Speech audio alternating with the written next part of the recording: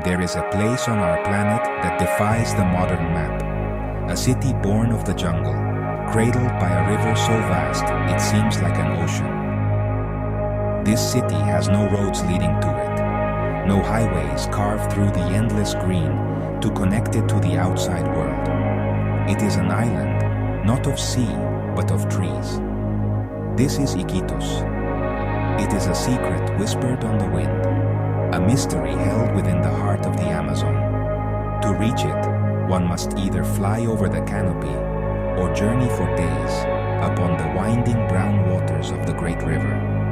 It is a world apart, a testament to life's ability to thrive in the most isolated of places. The story of Iquitos is written not in asphalt, but in water and wood. It is a tale of resilience, of a community that looks to the river for its lifeblood and its connection to everything beyond the horizon. Imagine a metropolis of nearly 500,000 souls, living and breathing in a place that the rest of the world can only reach by boat or by air. The very idea seems impossible, a relic from a forgotten time. Yet, here it stands. The sounds of the city are not just the hum of traffic, but the chug of boat engines, the call of exotic birds, and the ceaseless gentle murmur of the jungle that surrounds it on all sides. This isolation is not a weakness. It is the city's defining character. It has shaped the people, the culture, and the very rhythm of daily life. Time here seems to move differently, flowing at the pace of the river itself. The outside world, with its frantic rush, feels distant and unimportant. In Iquitos, the jungle is not something to be conquered or tamed. It is a powerful, living entity that is both a neighbor and a master. The air is thick with the scent of damp earth and blooming flowers, a constant reminder of the immense, untamed wilderness that lies just beyond the city's edge. To understand Iquitos, one must let go of conventional ideas of a city. One must embrace the paradox of a bustling urban center that is completely cut off by land. The journey to this place is a pilgrimage, a shedding of the familiar. It is a slow descent into a world where nature's laws are absolute. The endless green canopy seen from above gives way to the intricate, pulsing life below. The city does not announce itself with grand monuments, but with the quiet hum of 1,000 stories unfolding along the water's edge, each one a thread in the incredible tapestry of this Amazonian enigma. The journey begins on the water. Our boat, a sturdy wooden vessel, pushes through the murky brown expanse of the Amazon River. The engine provides a steady, rhythmic pulse, the only constant sound in a world of shifting whispers. For days, the view has been an unchanging panorama of jungle. The trees form an impenetrable wall of green, a silent, watchful audience to our slow progress. The water is wide, stretching to the horizon, its surface like polished bronze under the equatorial sun. There are no signs of civilization, no roads, no bridges, only the river, the sky, and the endless, all-encompassing jungle. As we draw nearer, the first hints of Iquitos appear. They are not skyscrapers or bridges, but small, wooden canoes gliding silently out of hidden tributaries. Fishermen wave as we pass, their faces weathered by the sun and the river. Then, the sounds change. The distant hum of the jungle is gradually joined by a new chorus, the putter of motor boats, the faint sound of music, and the murmur of human voices carrying across the water. The air grows thicker, heavier, filled with the smells of diesel, cooking food, and the river itself. The city is still unseen, but its presence is felt, a growing energy on the horizon. Suddenly, around a wide bend in the river, it reveals itself. Iquitos. It is not a city of glass and steel, but of color and chaos, sprawling along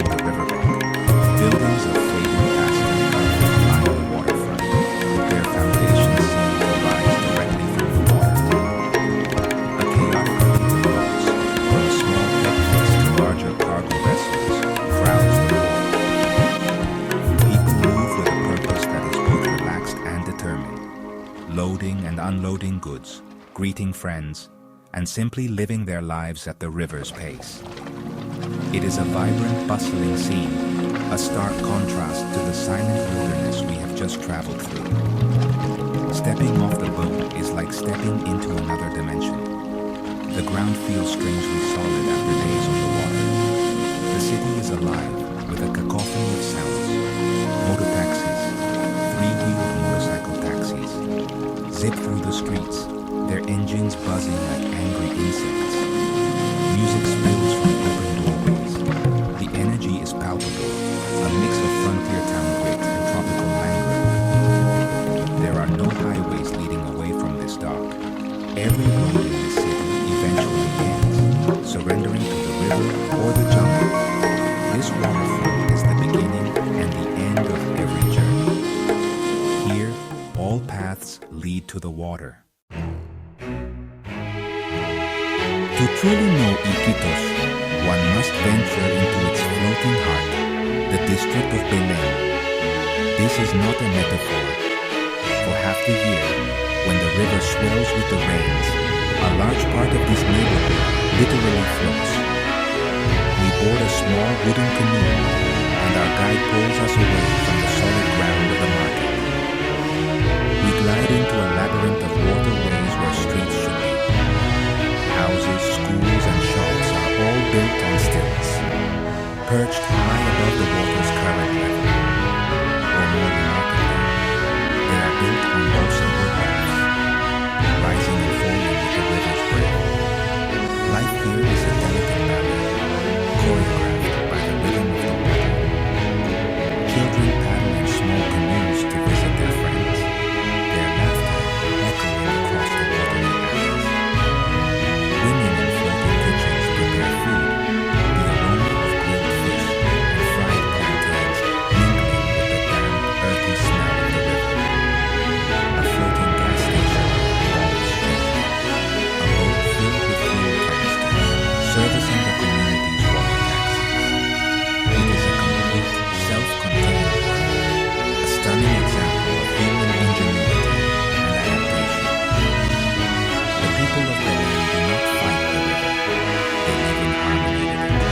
The houses on stilts stand like patient heroes, their wooden legs deep in the brown water. During the dry season, these same alleys will be dusty streets, and children will play football where we are now paddling. But now, in the high water season, life is aquatic. We pass a canoe filled with bright green bananas, a floating grocery store making its rounds. Another boat is a pharmacy, its wares displayed for customers who paddle up to its side. This is not a slum in the traditional sense. It is a community, vibrant and resilient, that has made its home in an environment many would deem impossible. Our guide points to the dark water below us. He speaks of the life that thrives beneath the surface, hidden in the waves. The river is both a provider and a constant danger. It gives fish, it provides transport, but it also hides secrets. The water is opaque, its depths a mystery. The floating houses cast no shadow, and as we glide through these quiet tunnels, a sense of awe settles in. We are visitors in a world built on faith, imagination, and a deep, profound respect for the power of the water that surrounds everything. The river is the central character in the story of Iquitos. It's the city's highway, its supermarket, and even its playground. Every morning, the water comes alive with activity. Fishermen in their slender canoes set out before dawn, their nets casting hope. Larger boats, known as lanchas, arrive from distant villages, their decks crowded with people and piled high with jungle produce, giant catfish, bunches of aguaje fruit, and medicinal plants. The river is a constant flow of commerce and connection, the lifeline that sustains the entire region. The sound of boat engines is the city's unending pulse. Life on the river's edge is a public affair. Families wash their clothes in the brown water, the bright colors of the fabrics a stark contrast to the earthy tones of the river. Children, some as young as 5, expertly pilot their own small canoes, their laughter skimming across the surface. They learn to swim almost before they can walk, their respect for the water ingrained from birth. They shout and splash, their games played out against the backdrop of a slow-moving cargo boat heading downriver, a reminder of the world beyond their immediate sight. There is a raw beauty to this way of life. It is simple, yet incredibly complex. People's lives are governed by the seasons of the river, the high water and the low water. During the rainy season, the water creeps up, claiming land and changing the landscape. Families might move their entire floating homes to a new location. During the dry season, vast beaches of sand and mud are exposed, creating new spaces for markets and football games. This constant flux is not seen as a hardship, but as the natural order of things. As the sun begins to set, the river transforms. The harsh light softens, and the water glows with hues of orange and purple. The frantic activity of the day gives way to a calmer rhythm. Families gather on their porches, their silhouettes framed against the twilight sky. The sounds of the city begin to fade, replaced by the gentle lapping of water against the wooden stilts of the houses. A lone canoe glides through the deepening shadows, a single lantern on its bow. It is a moment of profound peace, a quiet testament to the enduring bond between the people and the great river. The jungle is never far away in Iquitos. Its presence is felt in the humid air, seen in the lush vegetation that tries to reclaim any patch of untended land, and heard in the chorus of unseen creatures that awakens as night falls. A short boat ride from the city's edge is all it takes to be fully immersed in the wild heart of the Amazon. Here, the river narrows, and the towering trees of the rainforest close in, their branches forming a canopy high above. The water is dark and still, reflecting the dense green like a black mirror. Suddenly the water's surface erupts, a frenzied boiling patch of silver, Piranhas. Our guide has thrown a small piece of meat into the water, and in an instant, the infamous fish have descended upon it. Their reputation is fearsome, but here, in their natural habitat, they are simply a part of the intricate web of life. We watch, mesmerized as the water churns for a few seconds and then grows calm again, leaving no trace of the offering. It is a stark, powerful reminder of the hidden dangers and the raw efficiency of nature in this place. Deeper in the forest, the world is alive with movement. We move slowly, our footsteps muffled by the damp leaf litter on the jungle floor. Our guide points to a vine that looks no different from any other. But as we look closer, we see it is not a vine at all. It is a snake, a slender green viper, perfectly camouflaged, its body coiled motionless around the branch. It watches us with unblinking eyes, a silent predator waiting patiently. The moment is filled with a quiet tension, a mix of fear and profound respect for this creature's mastery of environment. The sounds of the jungle are a symphony of life. The guttural call of a howler monkey echoes through the trees. The electric buzz of cicadas rises and falls in waves. The air is filled with the chirps, clicks, and whistles of countless insects and birds, a constant, multi-layered soundtrack. As darkness falls, new sounds emerge, the croaking of frogs, the rustle of unseen animals. Lying in a hammock in a simple jungle lodge, listening to this chorus, one feels incredibly small, a temporary guest in a vast and ancient kingdom that guards its secrets closely. Leaving Iquitos is as strange an experience as arriving. The city shrinks behind us, its vibrant chaos fading back into the uniform green of the jungle. Whether by boat, retracing the slow journey up the river, or by plane, climbing high above sense of isolation returns. From the air, the city is just a small patch of civilization in an immense sea of trees, a tiny island of human endeavor. The river snakes away, a brown ribbon disappearing into the green expanse. The roads of the world seem a universe away. What is the secret of Iquitos? It is not just its lack of roads or its remote location. The secret is in the spirit of the place. It is in the resilience of the people who call it home, their lives so intricately woven with the rhythms of the river and the jungle. It is a city that forces you to slow down, to observe, to listen. It strips away the noise of the modern world and replaces it with something more fundamental. The sound of water, the call of a bird, the shared laughter in a floating market. The memory of Iquitos lingers long after one has left. It is the image of a child confidently paddling a canoe through a flooded street.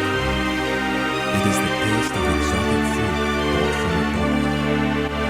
It is the sudden, heart-stopping sight of a snake hidden in plain sight.